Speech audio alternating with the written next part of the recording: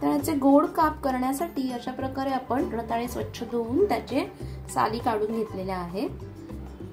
आता त्याचे छोटे छोटे पातळ काप मी करून घेते. या प्रकारे असे घट्ट असले पाहिजेत रताळे. स्वच्छ धुवून घेतलं होतं पहिल्यांदा मी आणि आता परत त्याच्या साली जिथे असं काळपट पोर्शन आहे तो काढून टाकायचा आहे आणि व्यवस्थित त्याचे गोल काप करून घ्यायचे.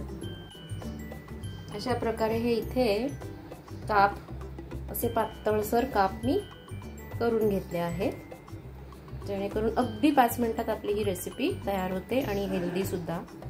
कारण की आपण फक्त 1 चमचा तूप आणि 2 ते 3 चमचे गूळ याचा वापर करणार आहोत. रताळे ऑलरेडी उकडल्यानंतर त्याची गोडसर चव येते जेव्हा आपण वाफवू तेव्हा, आणि त्याला चवीपुरतं थोडंसं गूळ घातलं की अगदी हेल्दी उपवासासाठी पौष्टिक अशी एनर्जी गिव्हिंग ही डिश तयार होते. रताळ्याचे गोड काप. एक पॅन ठेवलेला आहे, कढई, अगदी अर्धा ते पाऊण चमचा तूप मी याच्यात घालते. छान सात्विक अशी रेसिपी आहे. आणि याच्यामध्ये हे सगळे काप आपण घालूया.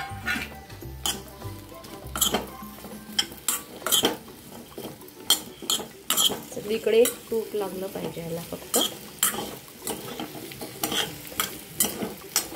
आवडत असल्यास थोडंसं तूप अजून घालू शकतो आपण, पण गुळाने नंतर त्याचा पाक सुटतोच. आणि अर्धा ते 1 छोटा चमचा तूप याला पुरेसं होतं.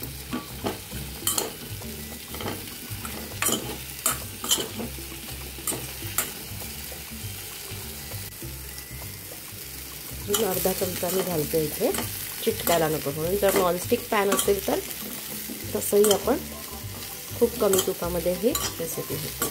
आता मी याच्यावर झाकण ठेवते 2 मिनिटं आणि वाफ आली की मग आपण गूळ घालायचा.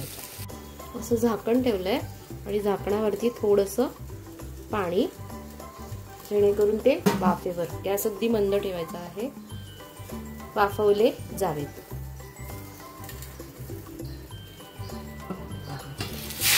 झालं. थोडंसं चमचाभर पाणी ह्याच्यात घातलं इथे, बघू शकता तुम्ही. छान अर्धे आपले रताळ्याचे काप इथे मऊसर झाले आहेत. तिथे मी पाणी अजिबात घातलं नाही, जे झाकणावर होतं तेवढंच पाणी मी चमचाभर याच्यावर घातलं आहे. आणि आता इथे हा मी अर्धी वाटी गूळ घेतला आहे तो याच्यात घालते. म्हणजे अगदी पाव ते अर्धी वाटी म्हणू शकता तुम्ही.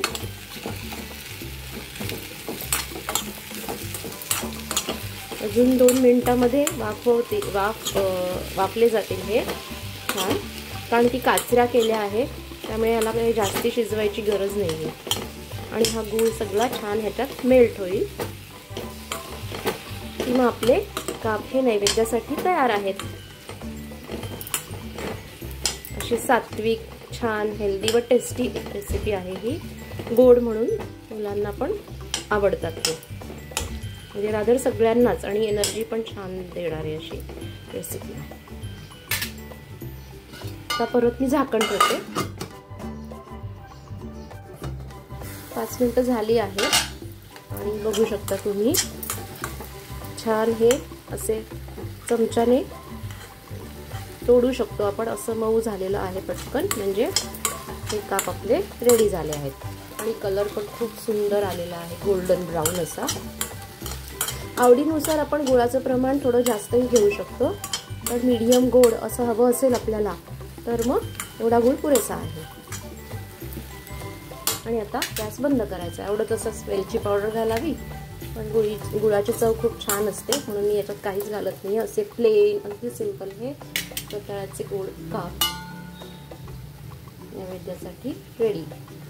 आता हे काढून घेऊ शकतो.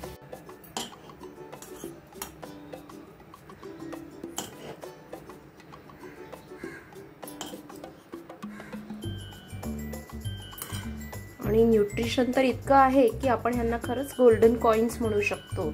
अशा प्रकारे ही गोल्डन कॉइन्स रेसिपी नवरात्रीत एकदा नक्की ट्राय करायला हवी.